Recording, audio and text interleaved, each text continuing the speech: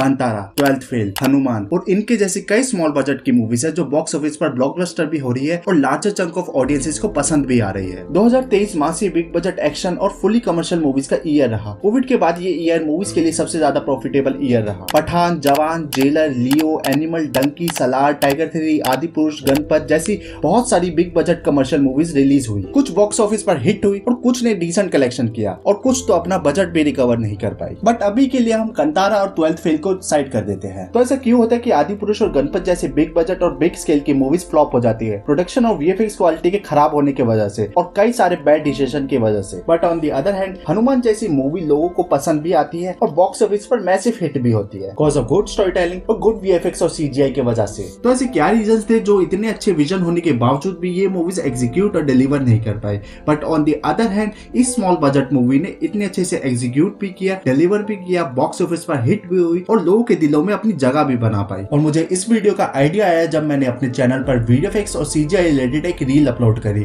कि Indian movies VFX और CGI में कहां लैग कर रही है और उसके कमेंट सेक्शन में मुझे ये कमेंट आया, देखो कोई भी चीज स्टार्ट करने से पहले हर चीज के लिए हम सबको करनी पड़ती है प्लानिंग। तो मूवी मेकिंग में भी प्रोडक्शन स्टार्ट करने से पहले एक स्टेज आती है जिसे कहते हैं प्री प्रोडक्शन और वहाँ एक प्री विजुअलाइजेशन का एक प्रोसेस होता है जिसे शॉर्ट में कहते हैं प्रीविज। प्रीविज एक मॉडर्न फिल्म मेकिंग प्रोसेस में एक वाइटल रोल प्ले करता है। ये एक तरह का डिजिटल स्टोरी बोर्ड होता है और इसे एनिमेटिक्स भी कहते हैं। इसे एक तरीके का ब्लूप्रिंट समझो फिल्म मेकर्स और बाकी क्रू मेंबर्स और एक्टर्स के लिए, क्योंकि ये हेल्प करता है कॉम्प्लेक्स सीन को विजुअलाइज कराने में जिसमें वीएफएक्स इन्वॉल्व होता है और हेल्प करता है कैमरा एंगल्स को, कैमरा कंपोजिशन को, कैमरा पोजीशन को, कैरेक्टर की पोजीशन को और बहुत सारी चीजों को। हॉलीवुड में प्रीवियस कंपनीज बहुत सारी है जिनकी सिर्फ प्री विजुअलाइजेशन ही स्पेशलाइजेशन है, जैसे थर्ड फ्लोर, हेलोन एंटरटेनमेंट, एनिमेटिक्स मीडिया और बहुत सारी। और जब आपका प्रीवियस अच्छा होगा तो फाइनल रिजल्ट भी अच्छा होगा। बट इसकी भी एक दो कंडीशन होती है। सबसे पहले स्टिक टू योर प्लान, जो डायरेक्टर ने पहले फाइनलाइज कर दिया उसी को ही फॉलो करना पड़ेगा। अगर डायरेक्टर ने जरा सा भी इम्प्रोवाइज किया तो डायरेक्टर से लेके एक एक आर्टिस्ट वगैरह को चीजें चेंज करनी पड़ेगी, जिससे कहीं ना कहीं उन आर्टिस्ट को प्रॉब्लम होगी। जैसे वीएफएक्स टीम को दी गई डेडलाइन के अंदर अंदर ज्यादा काम करना पड़ेगा,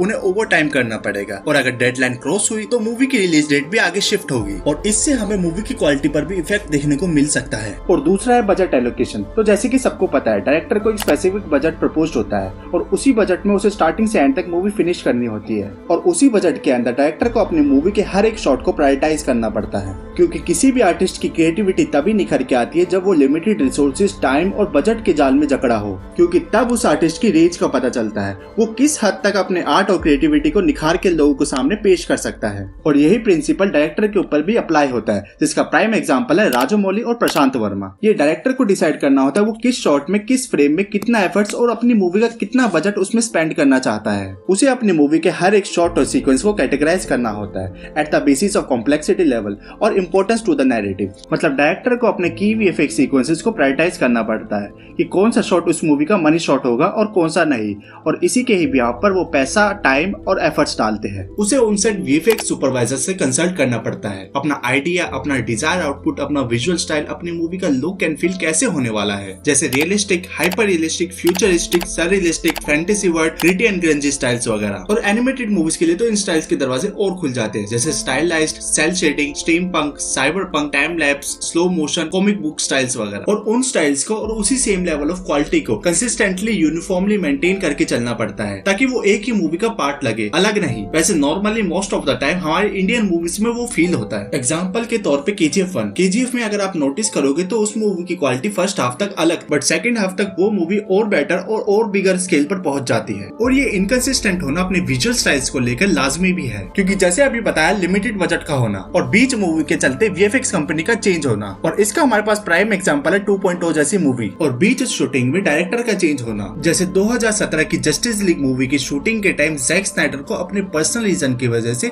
मूवी की शूटिंग बीच में छोड़कर जानी पड़ी और फिर उनकी रिप्लेसमेंट में आए जॉस व्हीडन। और बाकी की स्टोरी हम सबको पता है, वो मूवी कैसी बनी थी और उसका क्या हाल हुआ था। और जब आज भी हम उस मूवी को देखते हैं तो जैक स्नाइडर के विजुअल स्टाइल में और जॉस व्हीडन के विजुअल स्टाइल में हमें काफी डिफरेंस नजर आता है। और ये सब जो मैं बता रहा हूँ ना, कंसिस्टेंसी और यूनिफॉर्मिटी की विजुअल स्टाइल्स को लेकर ये सिर्फ तभी पॉसिबल हो पाता है जब शूटिंग के time VFX supervisor on set involve होते हैं, जब डायरेक्टर और वीएफएक्स सुपरवाइजर के बीच एक म्यूचुअल अंडरस्टैंडिंग होती है और डायरेक्टर वीएफएक्स टीम के साथ टाइम टू टाइम मीटिंग में इन्वॉल्व होते हैं। अब इन सब पॉइंट्स के अलावा मुझे जो सबसे बड़ी प्रॉब्लम लगती है हमारी इंडियन फिल्म इंडस्ट्री में वो है डायरेक्टर्स और टेक्नीशियन का लैक ऑफ एक्सपीरियंस वीएफएक्स और सीजीआई में। क्योंकि तुम खुद ही देखो हॉलीवुड में वीएफएक्स और सीजीआई कब से यूज हो रहा है, जब हम और तुम में से बहुत से लोग पैदा भी नहीं हुए थे। वो लोग ब्लैक एंड व्हाइट एरा से वीएफएक्स और प्रैक्टिकल इफेक्ट्स को अच्छे से ब्लेंड करके यूज कर रहे हैं। वो लोग स्टार्टिंग से ही एक्सट्रीम स्टोरी टेलिंग ऑडियंस के सामने रख रहे हैं, जिससे ऑडियंस भी out of the box movie के आदी हो चुकी है, जो रियल वर्ल्ड में एग्जिस्ट ही नहीं करता। उन स्टोरीज और उन विजुअल्स पर बिलीव करने लग गई और ऐसा सिर्फ इसलिए हुआ सिर्फ और सिर्फ कन्विक्शन की वजह से। उनकी विजुअल्स इतने क्लोज टू रियलिटी हो गए कि ऑडियंस उन विजुअल्स पर बिलीव ही करने लग गई, लेकिन तब तक कि जब तक ऑडियंस को वीएफएक्स और सीजीआई के बारे में पता नहीं चला। आज पूरा वर्ल्ड वीएफएक्स और सीजीआई से अवेयर है। अब जैसे इस black and white Hollywood movie के सीन को देखो, ये मूवी तब की है जब हमारा देश आजाद भी नहीं हुआ और ये बहुत अच्छा एग्जांपल है वीएफएक्स और प्रैक्टिकल इफेक्ट्स का। और ऐसी कई सारी ढेरों मूवी है। भले ही हमारी सिविलाइजेशन शुरू से ही आर्ट एंड लिटरेचर में दुनिया से काफी आगे थी और आज भी हमारी वे ऑफ स्टोरी टेलिंग बहुत अच्छी है। RRR जैसी मूवी ही देखो, बड़े बड़े हॉलीवुड के ए लिस्टर डायरेक्टर ने राजामौली की फिल्म मेकिंग प्रोसेस के बारे में उनसे जाना, उनसे बात करके। और RRR जैसी मूवीज तो हम ऑडियंस के लिए बहुत ही कॉमन है। हम बचपन से ही ऐसी मूवीज देखते आ रहे हैं। मतलब हमारी स्टोरी टेलिंग में कमी नहीं है, कमी है हमारे इस नई टेक्नोलॉजी को अडेप्ट करने में और इसमें मास्टर होने में, जो कि धीरे धीरे एक्सपीरियंस से ही आएगा। और आज हॉलीवुड के सारे डायरेक्टर्स वीएफएक्स और सीजीआई को इतने स्मूथली हैंडल कर पाते हैं क्योंकि वो स्टार्टिंग से ही इस टेक्नोलॉजी को अपनी मूवीज में देखते आ रहे हैं और इसको एनालाइज करके इसे अपग्रेड करते जा रहे हैं। और कुछ डायरेक्टर्स को तो वीएफएक्स और सीजीआई का साइंटिस्ट बोला जाता है। बट आजकल तो हॉलीवुड की बड़ी बड़ी ब्लॉकबस्टर मूवीज में भी हमें बैड वीएफएक्स और सीजीआई देखने को मिल रहा है। पता नहीं उन्हें भी क्या हो चुका है, जैसे कि वो अपनी पावर से भूल गए हो। तो खैर बात यही है, हमारे डायरेक्टर्स और आर्टिस्ट को अभी एक्सपीरियंस की जरूरत है। और अब कमेंट सेक्शन में ये मत बोलना कि हॉलीवुड मूवी का वीएफएक्स भी इंडिया में ही होता है। तो मैं तुम्हें बता दूं, अभी कुछ सालों तक इंडिया में सिर्फ क्रोमा रिमूवल, बीजी रिमूवल, रोटोस्कोपी, स्टीरियोस्कोपी जैसा काम होता था और ये काम बहुत ही लेबोरियस होता है। ये काम इतना लेबोरियस होता है कि तुम सोच भी नहीं सकते, क्योंकि एक एक फ्रेम में से क्रोमा रिमूव करना या स्टीरियोस्कोपी करना बहुत मुश्किल होता है और इस काम के लिए बहुत सारे आर्टिस्ट की रिक्वायरमेंट होती है जो इंडिया फुलफिल करता है, क्योंकि इंडिया में ये काम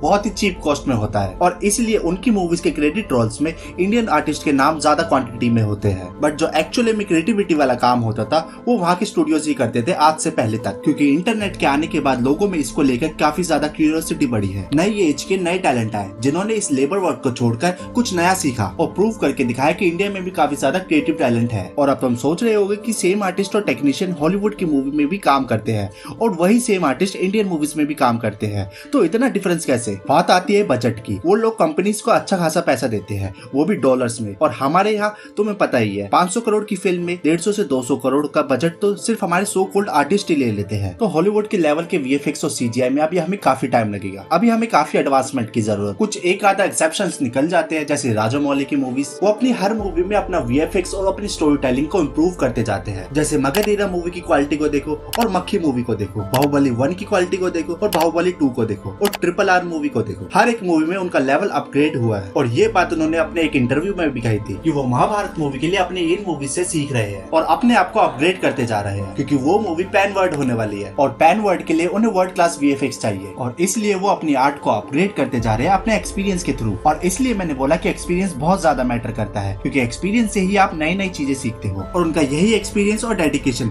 नए एज के डायरेक्टर्स के काम आ रहा है। वो एक मेंटोर बन चुके हैं उन सभी यंग डायरेक्टर्स के लिए जो इस वीएफएक्स के थ्रू हमें और पूरी दुनिया को हमारे कल्चर और हिस्ट्रीज की स्टोरीज दिखाना चाह रहे हैं, इंडिया को वर्ल्ड क्लास सिनेमा की ओर लेकर जा रहे हैं। तो यही थी मेरी क्रिटिकल थिंकिंग इंडियन मूवीज के वीएफएक्स को लेकर। आप मुझे कमेंट सेक्शन में बताओ, क्या आप मेरी इन बातों से अग्री करते हो या फिर मुझसे कोई डिटेल मिस हो गई हो, तो वो मेंशन करना मत भूलना। मैं मिलता हूँ आपसे नेक्स्ट वीडियो में। आप देख रहे थे ओजी फ्लिक।